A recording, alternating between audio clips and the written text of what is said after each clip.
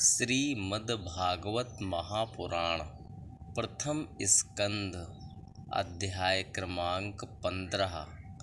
कृष्ण विरह व्यथित पांडवों का परीक्षित को राज्य देकर स्वर्ग सिधारना। श्लोक क्रमांक 18 के पश्चात। शय्यासनाटन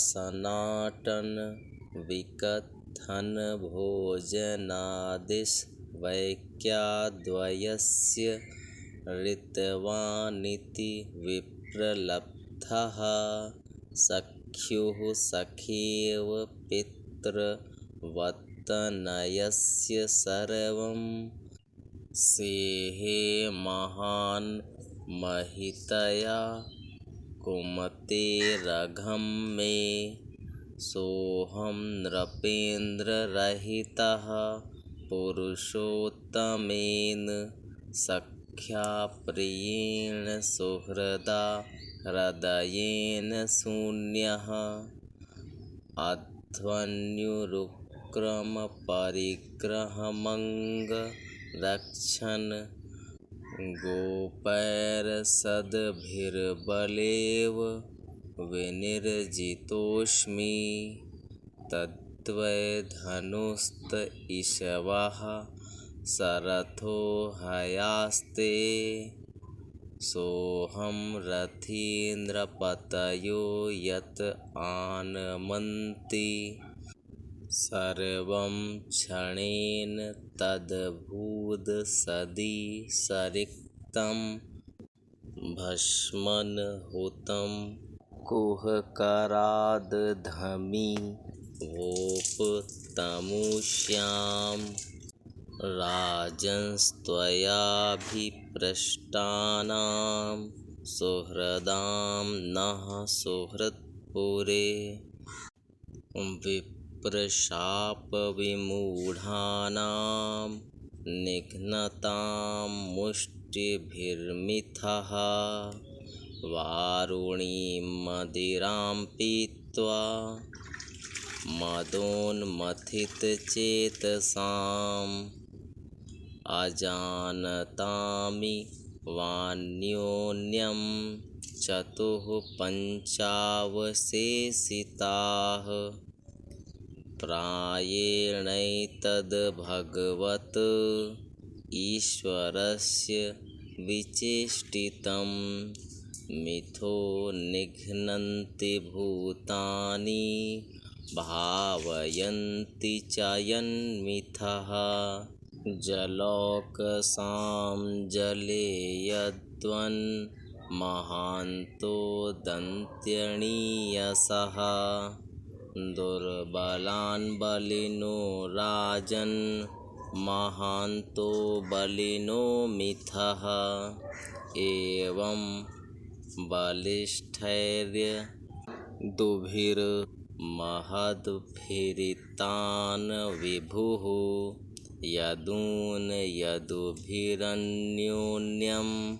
भूभारान् संजहारः। सोने, बैठने, टहलने और अपने संबंध में बड़ी बड़ी बातें करने तथा भोजन आदि करने में हम प्रायः एक साथ रहा करते थे।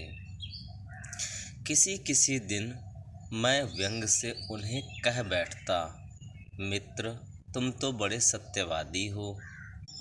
उस समय भी वे महापुरुष अपनी महानुभावता के कारण जैसे मित्र अपने मित्र का और पिता अपने पुत्र का अपराध सह लेता है, उसी प्रकार मुझ दुर्बुद्धि के अपराधों को सह लिया करते थे। महाराज, जो मेरे सखा प्रिय मित्र नहीं मेरे हृदय ही थे, उन्हीं पुरुषोत्तम भगवान से मैं रहित हो गया हूँ।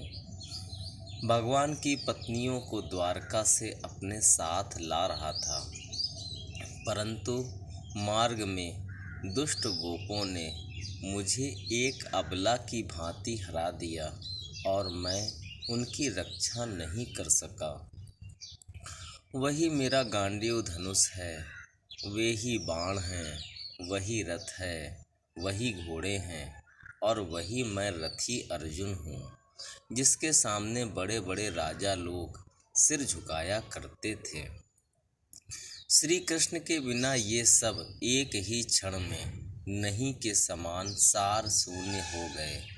ठीक उसी तरह जैसे भस्म में डाली हुई आहुति, कपट भरी सेवा और ऊसर में बोया हुआ बीज व्यर्थ जाता है। राजन, आपने द्वारकावासी अपने जिन सुहृद संबंधियों की बात पूछी है, वे ब्राह्मणों के शापवश मोहग्रस्त हो गए और वारुणी मदिरा के पान से मदोन्मत्त होकर अपरिचितों की भांति आपस में ही एक दूसरे से भिड़ गए और घूंसों से मारपीट करके सब के सब नष्ट हो गए। उनमें से केवल 4-5 ही बचे हैं। वास्तव में यह सर्वशक्तिमान भगवान की ही लीला है कि संसार के प्राणी परस्पर एक दूसरे का पालन पोषण भी करते हैं और एक दूसरे को मार भी डालते हैं।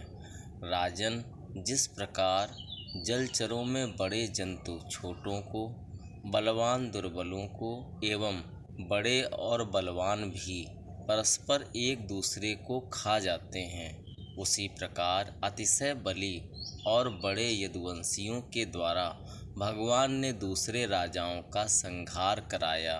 तत्पश्चात यदुवंशियों के द्वारा ही एक से दूसरे यदुवंशी का नाश करा के पूर्ण रूप से पृथ्वी का भार उतार दिया।